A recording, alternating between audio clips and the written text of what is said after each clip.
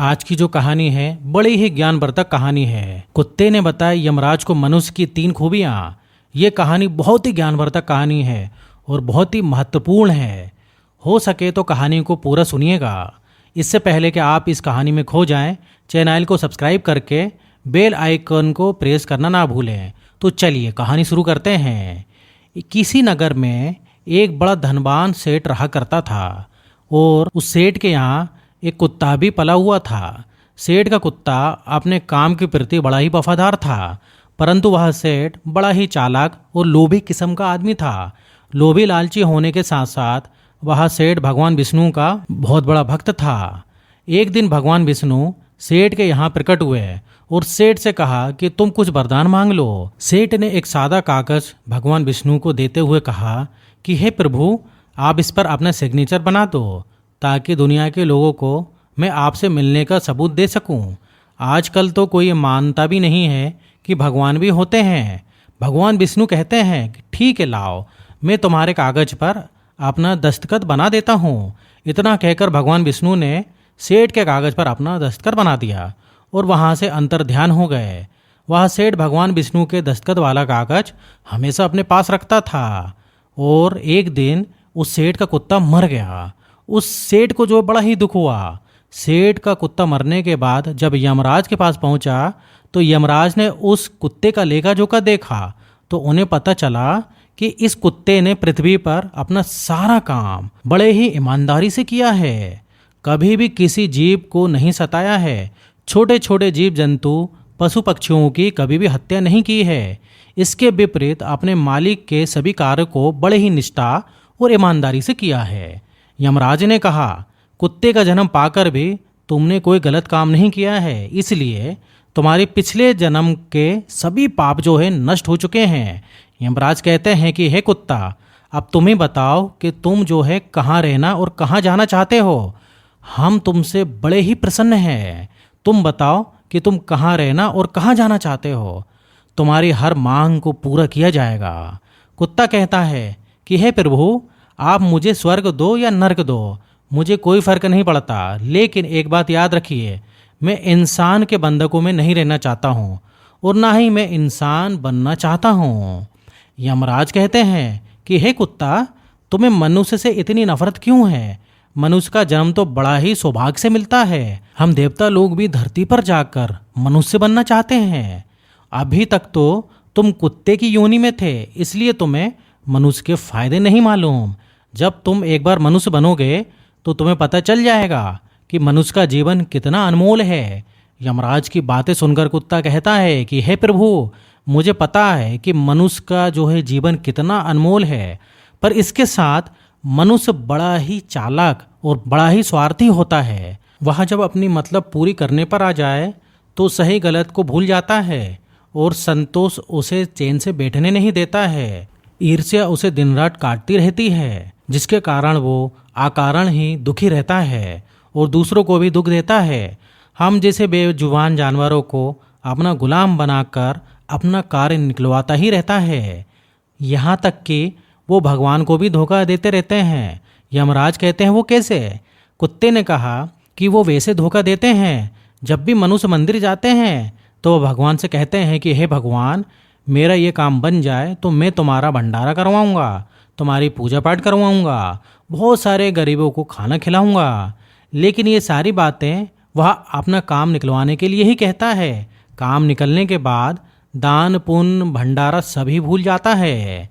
मनुष्य आगे बढ़ने के चक्कर में एक दूसरे की टांग खींचते ही रहते हैं, एक दूसरे की अहित करते ही रहते हैं। ना खुद ऊपर उठते हैं, ना ही किसी को उठने देते हैं, ना खाते हैं ना ही खाने देते हैं। अपना काम बनाने के लिए दूसरों को धोखा देते हैं और उनकी धूर्तता देखिए।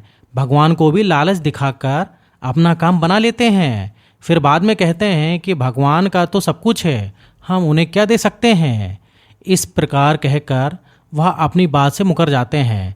आखिर में कुत्ता कहता है, इस प्रकार इंसान के बुरे कामों को गिनाते गिनाते मैं थक जाऊंगा, परंतु उनके बुरे कर्म समाप्त नहीं होंगे। मनुष्य की चालाकी के आगे तो देवता भी कुछ भी नहीं है। कुत्ते की बात सुनकर यमराज कहते हैं कि हे कुत्ता, माना कि मनुष्य बहुत चालाक है, लेकिन हम देवताओं से ज़्यादा बुद्धिमान नहीं हो सकता, क्योंकि हमारे यहाँ जितने भी जीव आते हैं हम उनको सजा सुनाते हैं, वे सभी जीव हमारे अधीन होकर ही काम करते हैं।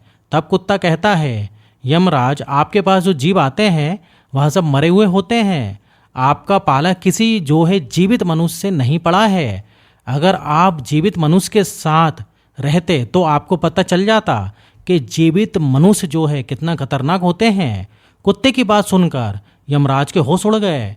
यमराज ने सोचा कि ये तो हमारे ही सामने हमारी बेइज्जती कर रहा है। इस कुत्ते को दिखाना होगा कि मनुष्य हमारे सामने कुछ भी नहीं है, मनुष्य की चालाकी हमारे सामने नहीं चलती। ये सब सोचकर यमराज ने कुछ दूत भेज दिया और अपने दूतों से कहा कि जाओ इस कुत्ते के मालिक को जीवित उठाकर यहाँ लेकर आओ, फिर हम देखते हैं कि वह हमारे सामने चालाकी कैसे करता है। अगर हम उस मनुष्य जीत गए तो हमेशा के लिए इस कुत्ते को नरक में डाल देंगे। और कुत्ते को पूरा यकीन था कि एक अकेला मनुष्य ही पूरे स्वर्ग में खलबली मचा देगा। अब तो यमराज के यमदूत यमराज का आदेश पाकर सेठ को लेने के लिए चले गए और उस सेठ को चारपाई सहित सोते हुए उठाकर ले आए। रास्ते में पहुंचते समय सेठ की आंख खुली। सेठ ने पूछा, तुम कौन हो और मुझे कहाँ लेकर जा रहे हो? तब यमदूतों ने सारी बात बताई और यमदूत ने कहा कि तुम्हारे कुत्ते से यमराज की शर्त लगी है। तुम्हारे कुत्ते ने कहा है कि धरती के मनुष्य जो हैं बड़े ही चालाक होते हैं। यदि उन्हें जीवित स्वर्ग में लाया जाए तो वह यमराज को भी चूना लगा सकते हैं। इसी बात की परीक्षा लेने के लिए यमराज ने तुम्हें बुलाया है। सेठ को सारी बातें समझ में आ गई। सेठ ने तुरंत भगवान के दस्तखत वाले कागज निकालकर उस पर कुछ लिखकर वापस जेब में रख लिया। यमदूत सेठ को लेकर यमराज के दरबार में उपस्थित हुए। सेठ को देखकर यमराज हंसने लगे और कहने लगे कि ये तुच्छ मानव मेरा क्या बिगाड़ लेगा। सेठ यमराज के पास जाकर खड़ा हो गया और वही कागज जेब से निकालकर यमराज को पकड़ा दिया।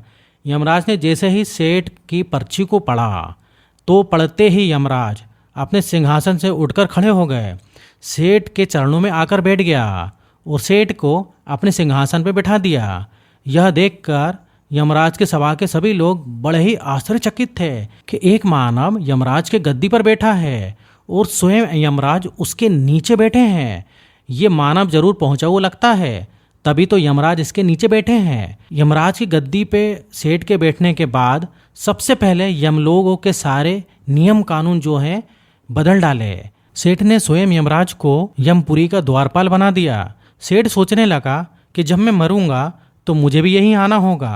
यही सोचकर सेठ ने नरक में पड़े सभी जीवों को निकालकर नरक का द्वार हमेशा हमेशा के लिए बंद करा दिया और सभी नरकवासियों को स्वर्गलोक में भेज दिया और ये आदेश दे दिया कि जो भी मरकर यमलोक में आएगा उसे स्वर्गलोक भेजा जाएगा।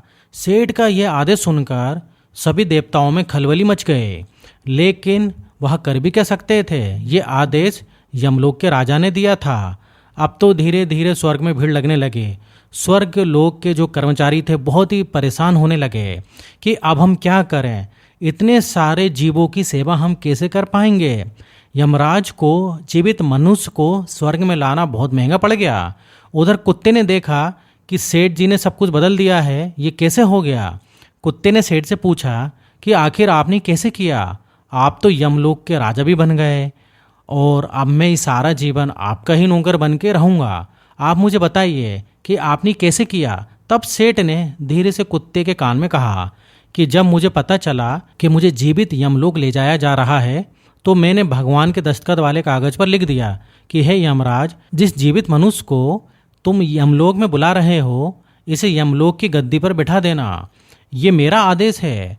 भगवान के दस्तखत उस कागज पे पहले से ही थे, इसलिए यमराज ने समझा कि ये आदेश जो है भगवान विष्णु का है कि सेठ को यमपुरी का राजा बना दिया जाए, इसलिए मैं राजा बन चुका हूँ। सेठ की बात सुनकर कुत्ता बड़ा खुश हुआ। कुत्ते ने कहा कि इंसानी दिमाग जहाँ भी रहे अपना खुरापात तो करेगा ही। इधर यमलोक की हालत देखकर सारे देवता भगवान विष्णु के पास गए और जाकर भगवान विष्णु को सारी बात बताई तो भगवान विष्णु स्वयं चलकर यमपुरी में आए।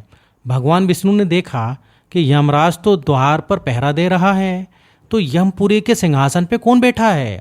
यमराज भगवान विष्णु से कहते हैं कि हे प्रभु, आपकी लीला भी अपरंपार है। आपने जरा सी ही देर में धरती के एक मनुष्य को यमपुरी का राजा बना दिया और मुझे पहरेदार बना दिया। भगवान विष्णु ने कहा कि मैंने कुछ भी नहीं किया, ये सब तो इंसान का चालाक दिमाग का कमाल है।